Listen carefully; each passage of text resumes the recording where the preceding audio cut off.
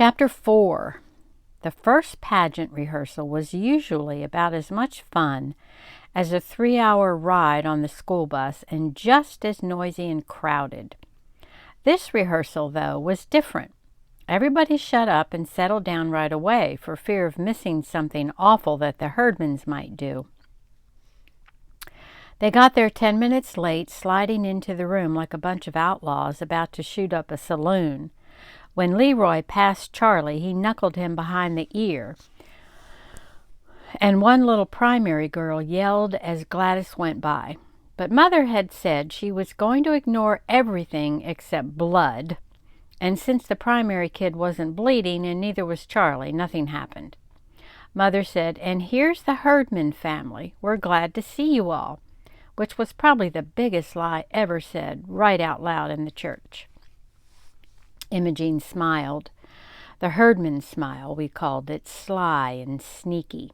And there they sat, the closest thing to criminals that we knew about, and they were going to represent the best and most beautiful. No wonder everybody was so worked up.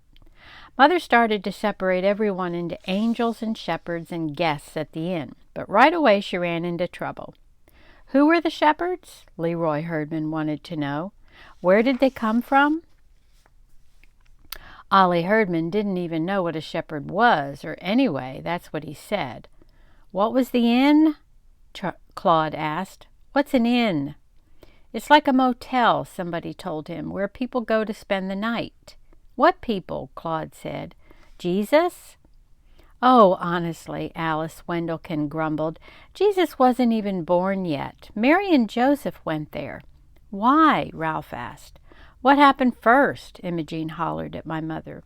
Begin at the beginning. That really scared me because the beginning would be the book of Genesis, where it says, in the beginning.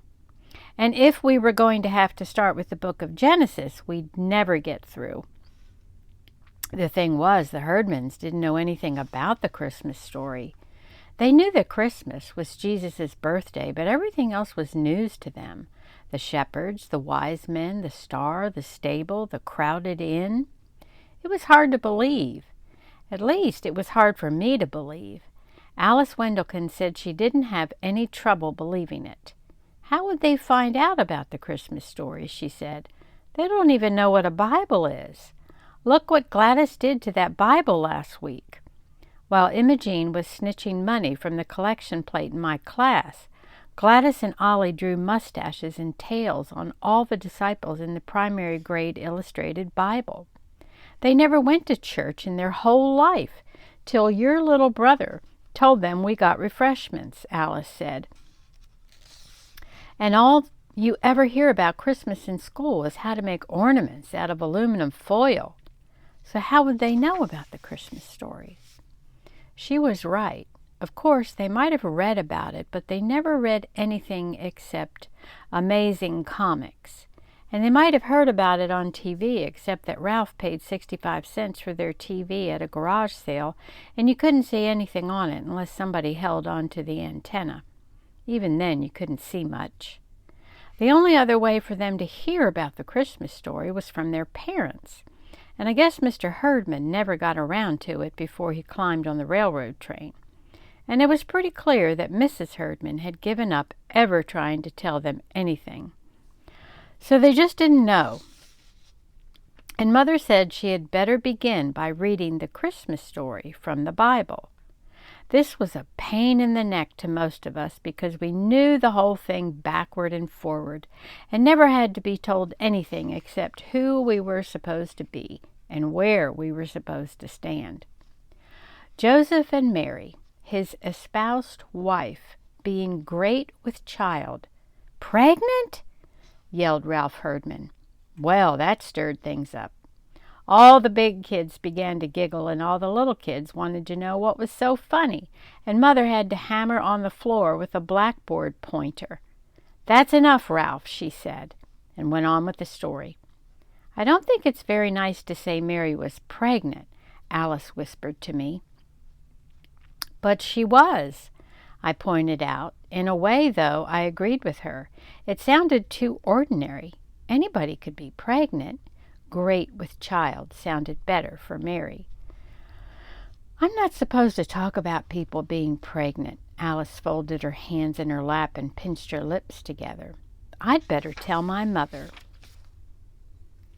Tell her what? That your mother is talking about things like that in church. My mother might not want me to be here.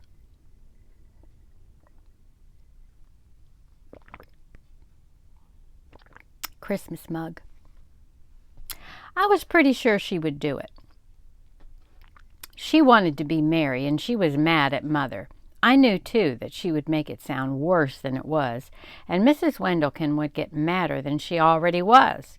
Mrs. Wendelken didn't even want cats to have kittens or birds to lay eggs, and she wouldn't let Alice play with anybody who had 2 rabbits.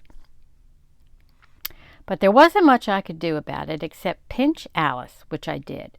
She yelped, and Mother separated us and made me sit beside Imogene Herdman and sent Alice to sit in the middle of the baby angels. I wasn't crazy to sit next to Imogene. After all, I'd spent my whole life staying away from Imogene. But she didn't even notice me. Not much, anyway. Shut up, was all she said. I want to hear her. I couldn't believe it. Among other things, the Herdmans were famous for never sitting still and never paying attention to anyone. Teachers, parents, their own or anybody else's, the truant officer, the police.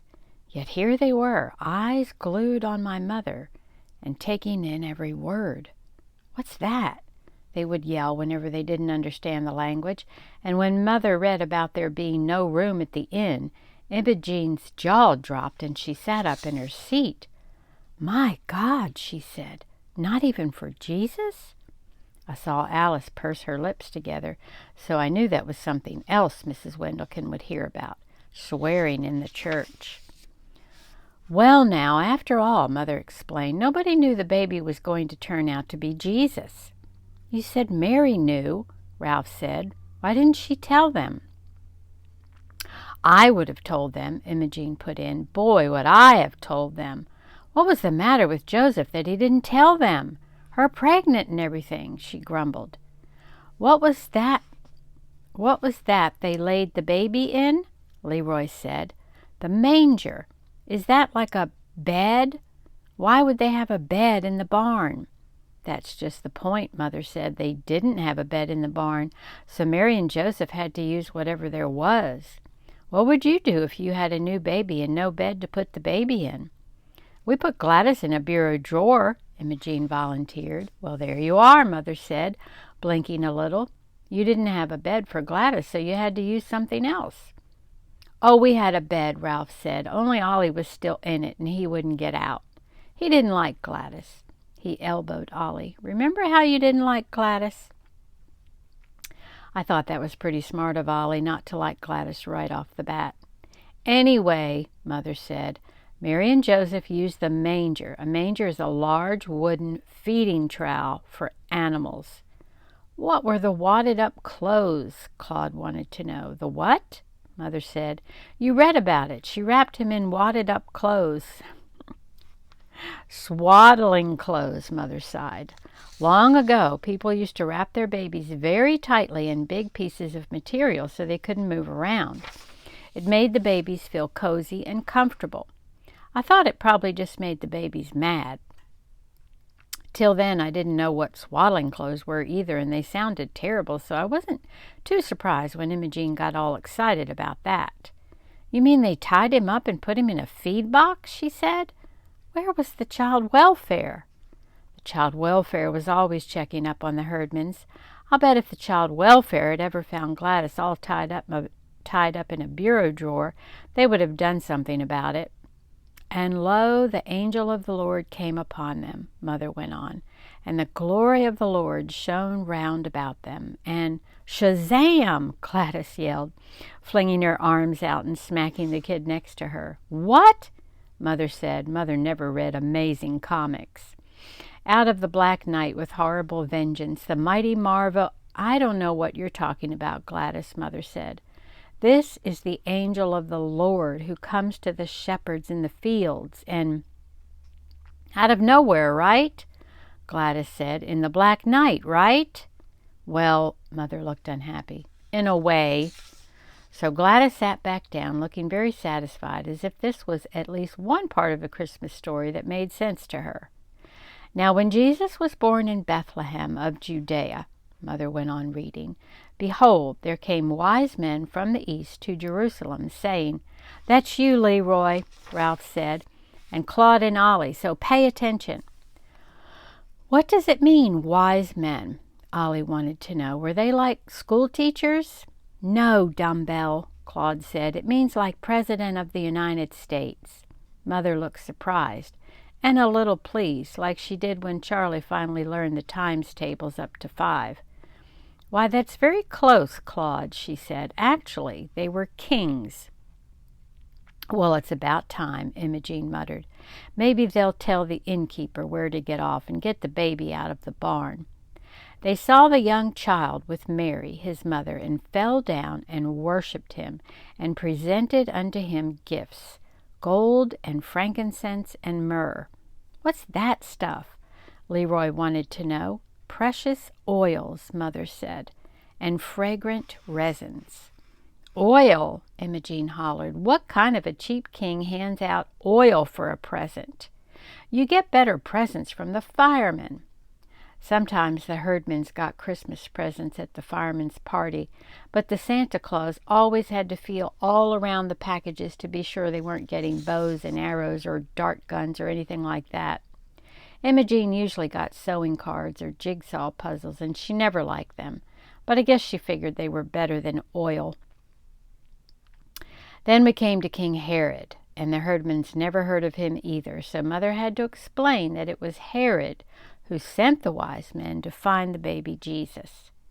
"Was it him that sent the crummy presents?" Ollie wanted to know, and Mother said it was worse than that. He planned to have the baby Jesus put to death. "My God," Imogene said. "He just got born and already they're out to kill him?" The herdmans wanted to know all about Herod, what he looked like and how rich he was, and whether he fought wars with people. "He must have been the main king," Claude said, "if he could make the other 3 do what he wanted them to." "If I was a king," Leroy said, "I wouldn't let some other king push me around." "You couldn't help it if he was the main king." "I'd go be king somewhere else." They were really interested in Herod, and I figured they liked him.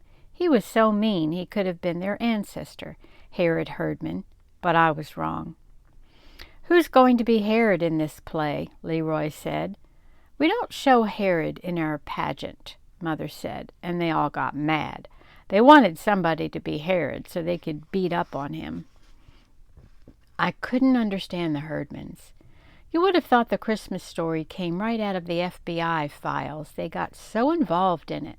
Wanted a bloody end to Herod, worried about Mary having her baby in a barn, and called the wise men a bunch of dirty spies.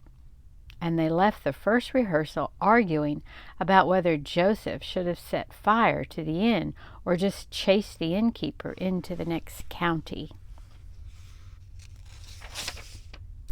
Until next time.